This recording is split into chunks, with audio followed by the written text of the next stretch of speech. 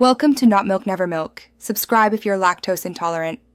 You start by powering off the watch and removing the band so nothing pulls while you work. Once done, heat the front edge with a low heat source to soften adhesive. Make sure to keep the back cool. Use a suction cup to create a small gap and insert a plastic pick at that gap. You want controlled, steady pressure. Slowly work the pick around to free the screen without bending the display or tugging flex cables near the crown. After lifting the screen a few millimeters, locate the tiny bracket holding the display flex and unscrew it with the correct driver. This prevents ripping the cable. Once the bracket is out, disconnect the battery connector first to avoid shorts, and then use a plastic spudger to detach the display flex. Make sure you remove any adhesive shards and clean the frame with isopropyl alcohol so the replacement sits flat. Uneven adhesive causes touch issues later. Place the new screen into position without fully pressing the adhesive.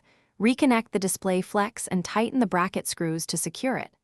Once connected, reattach the battery and press the adhesive edges evenly so the bezel seals. Make sure no dust is trapped. Power the watch on and run a touch test across the surface. If touch is unresponsive, make sure connectors are seated and oriented correctly, then test again. If needed, try a factory reset or reseat.